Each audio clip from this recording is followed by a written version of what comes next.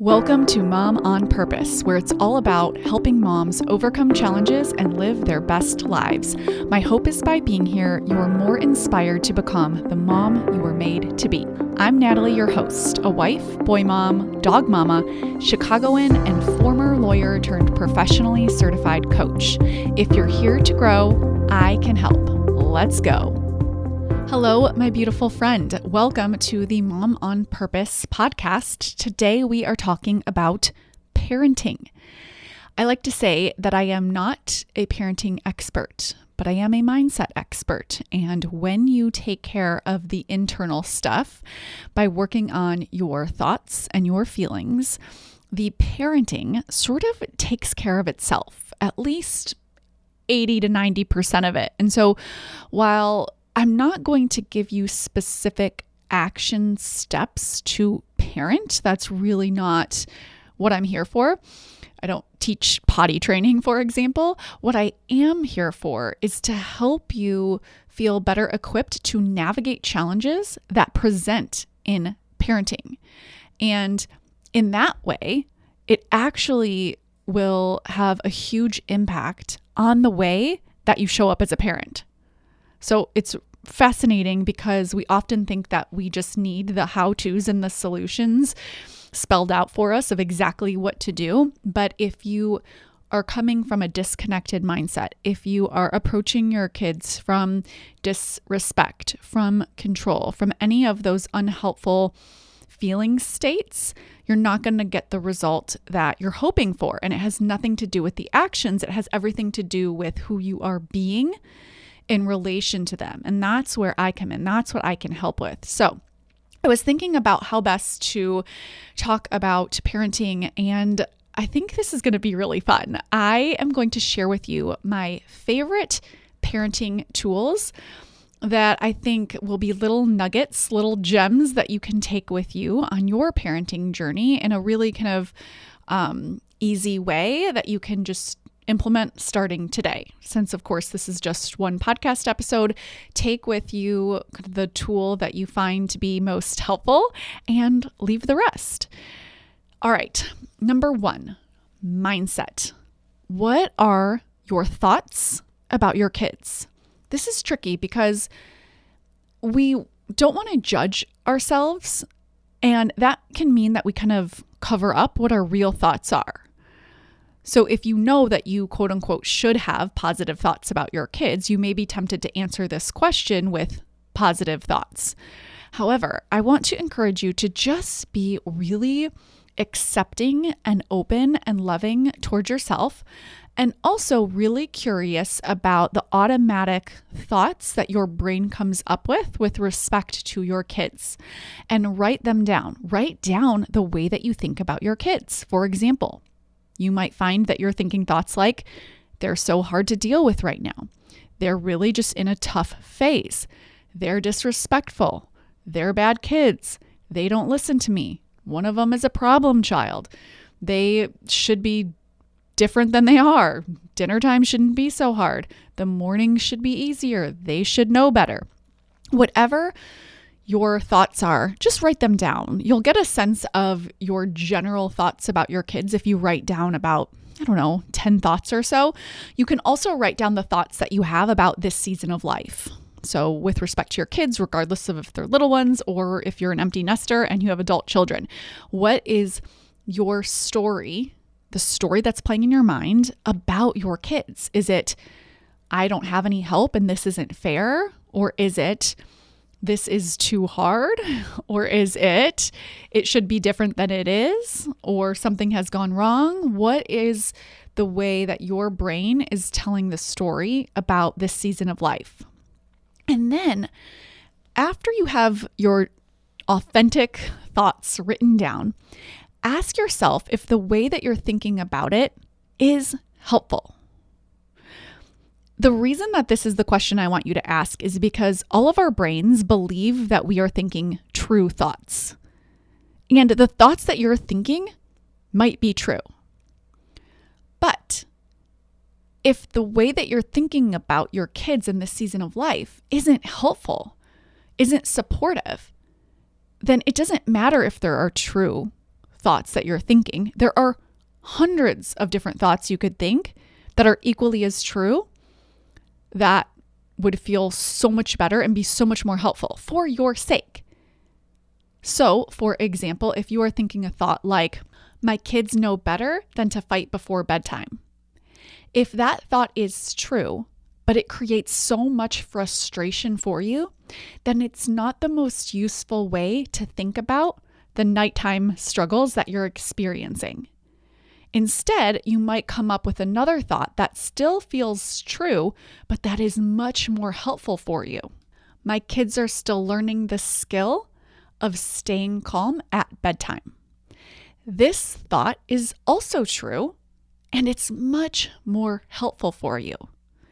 I call this coming up with a next believable thought. Come up with next believable thoughts that help you show up with a much more connected mindset. Connection to your kids means that you feel genuinely like you're on the same team. It doesn't mean that you don't hold boundaries. You still will be firm and you still will hold boundaries, but you're not viewing them through the lens of being bad or doing something wrong. Instead, you're viewing them as humans who are doing their best and making sense of it from the lens of being on the same team as them. There is so much work to be done just from this tool alone that cleans up so much in your parenting. And that's really what this is about. It's cleaning up the way that we parent so it's from a really clean place. Tool number 2. Define success as a mom for yourself. I teach this inside the Mom on Purpose membership. There's an entire course and it's the Motherhood Toolkit and it includes how to evaluate yourself. And the reason that this matters is because if you're anything like myself or the members inside our community, you find yourself feeling like you're constantly failing. Yet, you don't actually have a standard by which you measure yourself. So you'll say something even just subconsciously to yourself, I'm failing. My kids deserve better. I'm not good enough. And this can be really pervasive and I think just steals some of the joy out of motherhood. And I think that because this is so common amongst kind of our generation, it really seems like it's the only way, but it's not. There is such a better way. And I call it defining success as a mom. Instead of looking to society, instead of looking to your kids' grades and their friends, instead of looking to other moms, your neighbors, instead of looking on social media, instead of looking at how clean your house is, you stop looking at those sources and instead you define success as a mom for yourself.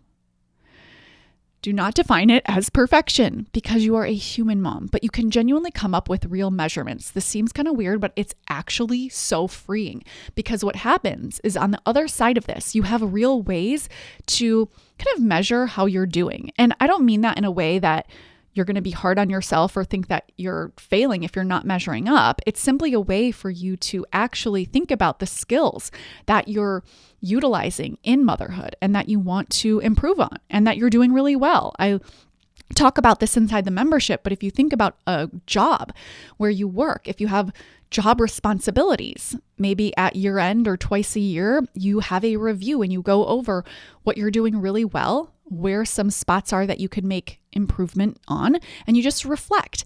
In the same way, you are in a role as mom, and you can do this for yourself, not as an invitation to beat yourself up, but as an invitation for you to become more aware of yourself, for you to understand yourself, for you to know yourself, for you to say, oh my gosh, I am so grounded and playful and connected with my kids.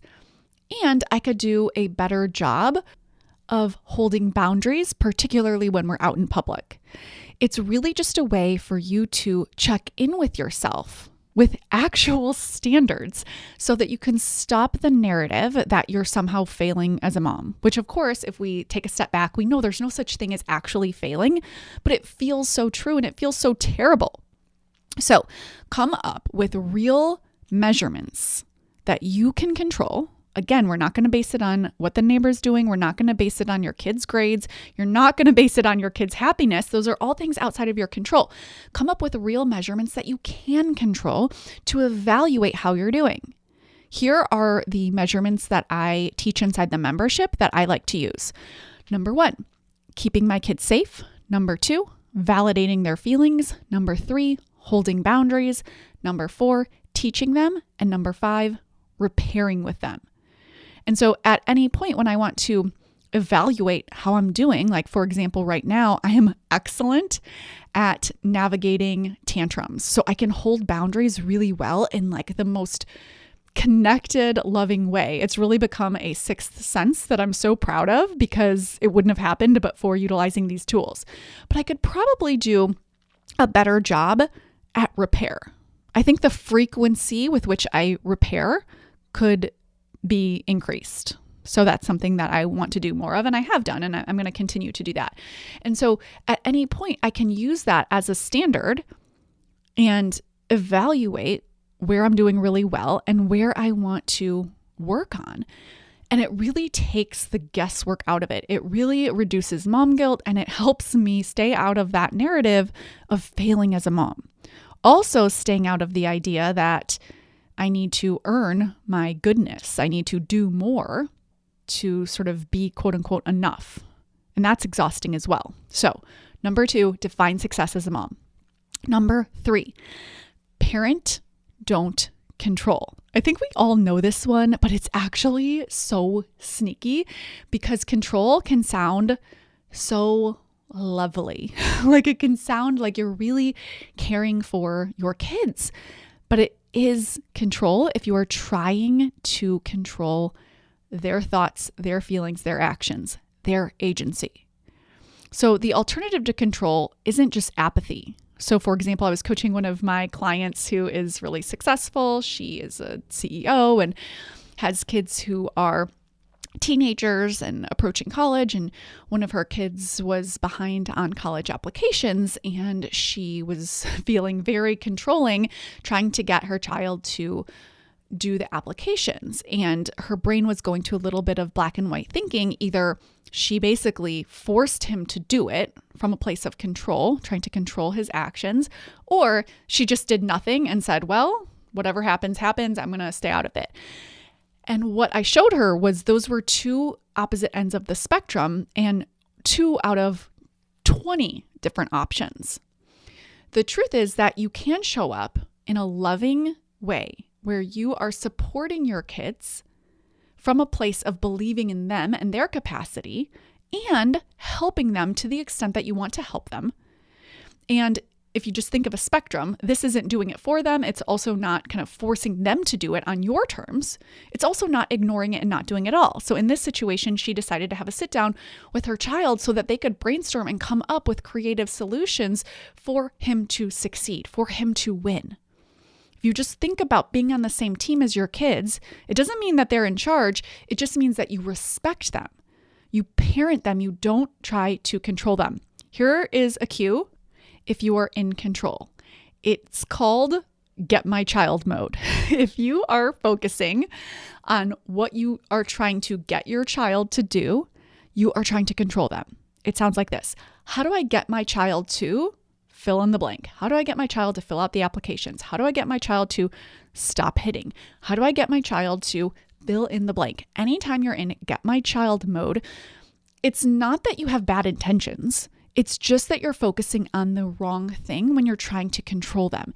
It's so much more helpful for you to think about it in a way that focuses on what you can control, because you can't control your child. So instead of how can I get my child to, focus back on you. Who do I want to be? How do I want to show up as mom, given who my child is being? You can control how you show up, and that is your superpower. A great question to ask yourself is, I have a child who, fill in the blank with what's going on with them.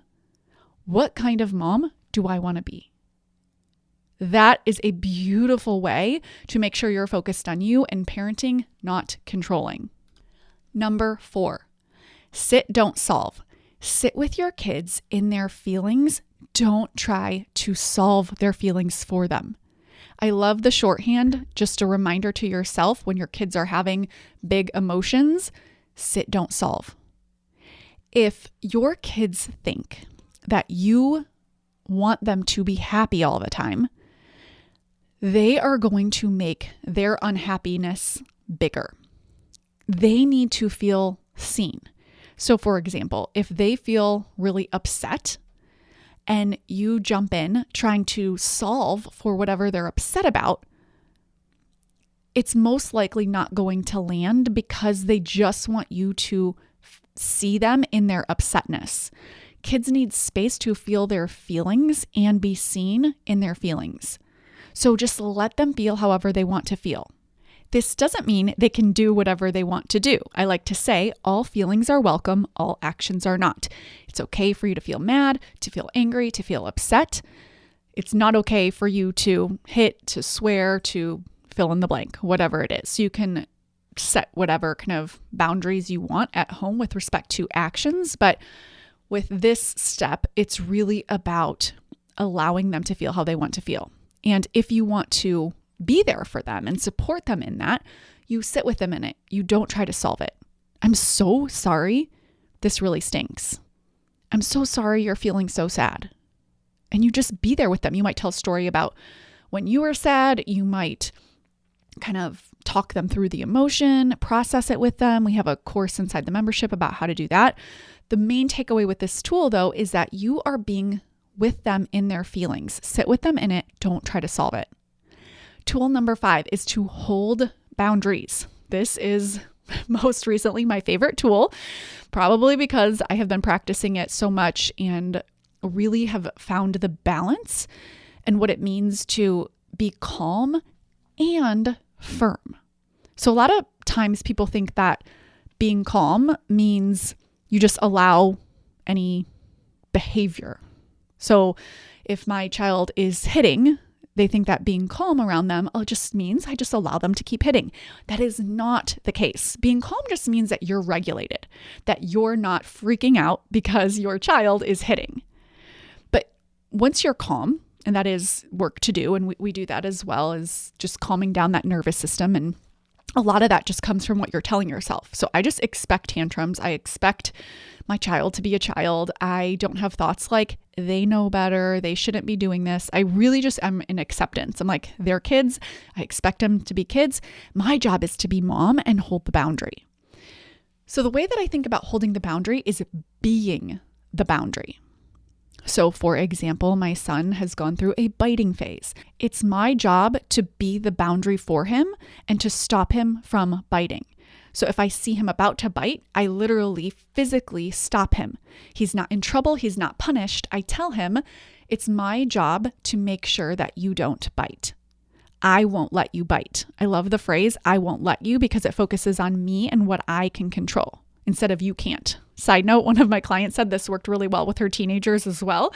She said that she told her teens that they couldn't go somewhere, but she said instead of saying, you can't do this, she said, I'm sorry, I can't let you go to this place. And it worked so much better. So little sell to you to use the phrase, I won't let you. So I say to my son, I won't let you bite mommy. I will let you bite the blankie. And I give him a blankie because he has an urge. So I'm teaching him that all actions are not okay. Some actions are okay and some aren't. And he's learning that. But I'm the boundary. I step in. I, hold him, right? I was talking with one of my girlfriends and she was asking me about tips for her daughter who is in a hitting phase, and particularly hitting in public has been really challenging. She hits other kids and, she's asking me, what do I do? Do I ignore it? I'm not sure. And I was telling her, absolutely not. Don't ignore it. Be calm, but be the boundary. If you see her about to hit, remove her. And you're doing this for her sake. So again, it goes back to tool number 1, mindset. If you have the mindset, my kid is bad, my kid is hitting, this is horrible, it's really hard to problem solve and be on the same team as your kid, right? If you're thinking, my kid is disrespectful. Instead, if you think that your kid is good and they're learning skills, So you separate out their internal goodness from the actions that they're taking. The actions reflect the skills that they need to learn. You don't label them negatively. You don't say the child is disrespectful. You say the child is a good kid. And she's still learning how not to hit. She's still learning how to be calm. She's still learning whatever it is. And so for my friend, she actually needed to learn how to step into being the firm boundary without it being punishing. So something that I always say to my kids is, you're not in trouble. This isn't a punishment, because punishment is, it's so interesting. The more I learn about it, the more I'm just blown away that we think it's useful. Okay. Now, again, the boundary is useful. The punishment is not. Punishment is about control. It's behavior modification. It's, if you don't obey me, bad things happen to you. It doesn't actually teach the underlying skill. So if my child is hitting kids, yes, I'm going to remove them, not because they're in trouble and they're punished, but because it's my job to keep my child safe and to keep those kids safe, right? I'm going to remove my child and teach them out of the moment. Holding boundaries is really what we do in the moment, but out of the moment is where we teach skills. So you can, out of the moment, teach alternatives to hitting. Okay. And so think about how you hold boundaries, and just think about being calm, as in you're regulated, and being firm. And I like to just imagine myself as the boundary. It's not my kid's job to be the boundary. It's my job to be the boundary. And that is just really empowering. All right. Tool number 6. It isn't about you. Another way of saying this is to not center yourself. So a lot of times we take on the mindset that our kids are doing this to us. If they say, I hate you, even, right? That's a phrase directed directly to you. It's easy to think this is about me. They're doing this to me. But that's never the case. We've talked about how your thoughts create your feelings and your feelings drive your actions. So if your kid is saying, I hate you, that's their action.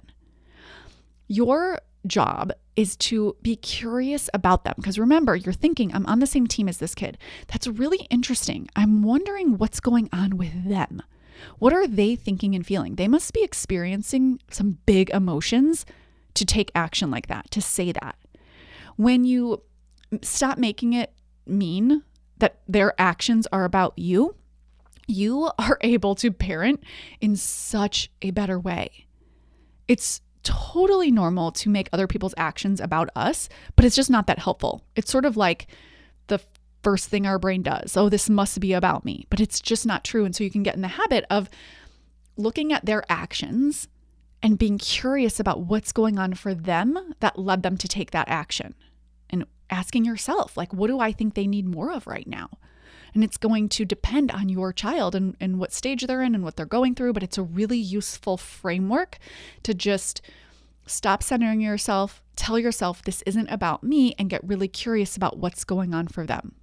Tool number 7, respect. Respect your kids as individuals. They are not an extension of you. They are also not beneath you. They are humans worthy of respect, even if they are infants, even if they are trying to drink toxic cleaner.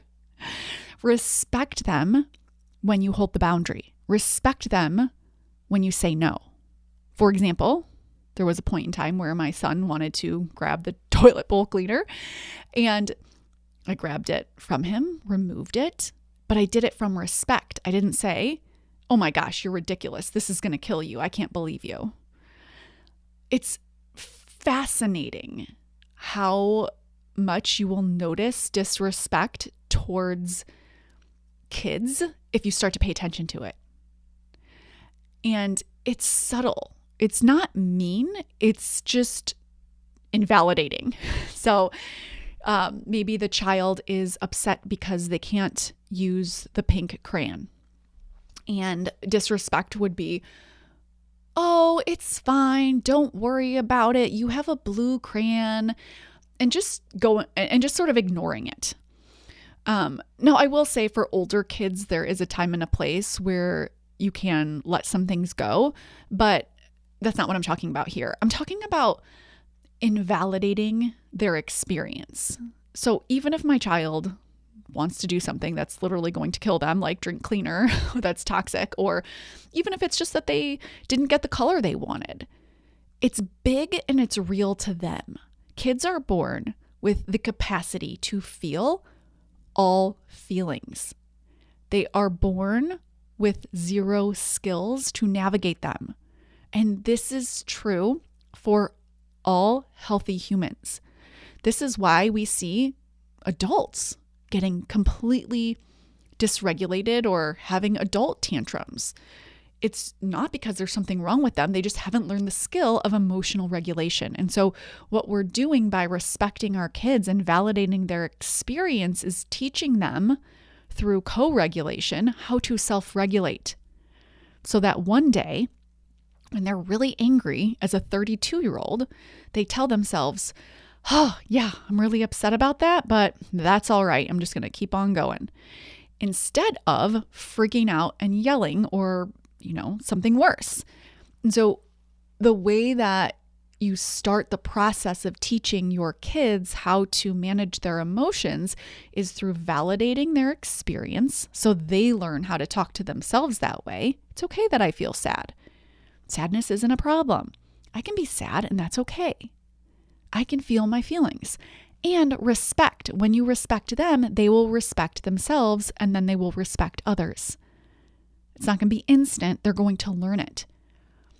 You will create such more connection in your parent-child relationship just from respect. Now, respect does not mean yes, to be clear, right? If we think about all the things our kids want to do, so many of those things are a no.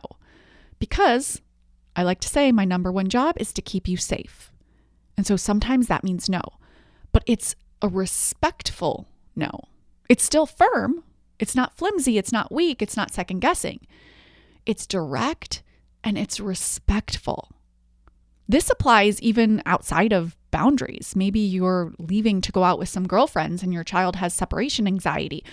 Being direct with them, respecting them, telling them, Mommy always comes back. I love you. You're safe. And doing that from a really loving, connected, but firm place where you're looking at them in the eye and respecting them is so validating and important for your connection. Okay, I love respect if you can't tell. Number 8, tool 8, the fast forward error. This is one that comes up a ton. Thinking that what's happening now is going to negatively impact your child forever. So if your kids are fighting with each other now, that means they're going to be fighting forever. If your child is having a tough time in school, it means they're never going to get into college. If they're having challenges with friends, it means they're going to be isolated and never be able to make friends in their adult life. If they are late turning in a college application, their entire college career is ruined. And it makes sense if you understand how the human brain works that this would be something that happens. So I just want you to be aware of it. Once you're aware of it, you just call it out. Oh, that's the fast forward error, and bring it back, shorten that lens to today. All we know is that today my child is having a tough time in school. So we're just going to navigate today's challenge and not make it mean something about their future. That's why I call it an error, right? The fast forward error. We have no idea what their challenges are going to be in adulthood, and most likely it's not the challenge that they have now. Number 9, lastly, leadership. You are the leader of your family. And there might be 2 leaders in your family. You might be married and your spouse is also a leader. But I'm talking to you, mama, and I want you to think about yourself in this role. What kind of leader do you want to be? Specifically, not just when things are amazing, like maybe you want to be more playful and more fun and just think about how you show up. But if you're like a lot of women in this community, you're hard on yourself, you think you're not good enough, you beat yourself up when you make mistakes, you feel insecure about, navigating tantrums or whatever it is. And stepping into your own leadership as a mom and deciding how you want to think and feel about yourself. when you make a mistake is so powerful. I was just coaching someone inside the membership, and she was beating herself up so much, thinking that it was too late and she should have learned these tools sooner and all of these things. And there's just no upside to being that hard on yourself. And it's just simply not true. You're learning this at the exact right time. And so you have the information now. How do you want to apply it to your life? When things are hard, when you make a mistake, who do you want to be? How do you want to love yourself and love your kids? Think about that analogy to an office where you are stepping into a role with responsibilities in your job, and you're evaluating yourself based on your job description. And we talked about that earlier. For this tool, it's thinking about the type of leader you want to be in your home being the office in this analogy. What kind of culture do you want to create? Do you notice that the culture you want to create, maybe you want to create one that's really fun, but also studious, or whatever it is, whatever kind of words you can kind of play around with that feel good to you for your home, loving, respectful. Maybe you have a handful of them, those values and the culture you want to create. Maybe you notice that what you want doesn't align with what it is right now. Maybe the culture feels very busy. Maybe it feels stressful. Maybe it feels overwhelming. Again, this is not an invitation to beat yourself up, but an invitation to gain awareness into what is so that you can decide to change it if you want to. Just like we can't control all the employees at the office if we're the leader, but we can decide intentionally what we bring to the day, what we bring to the office. That is how I want you to think about you as a leader. You can decide how you want to show up and what kind of culture you want to create, even though you can't control how your kids show up. It's not your job to control them. It's your job to support them and to love them. All right, my friends, I shared with you 9 of my favorite parenting tools on today's podcast. There will be lots more to come. And of course, come inside the membership and I will coach you on any parenting challenge you are having, because getting to the root cause of that challenge and changing the lens through which you parent, i.e. changing the mindset and the way that you relate to your kids, is foundational to navigating any parenting challenge. I love you so much. Thanks for being here, and I will talk with you next week. Take care. Thank you for being here and listening. Now head on over to momonpurpose.com/coaching to learn more about the Mom on Purpose membership, where we take all of this work to the next level.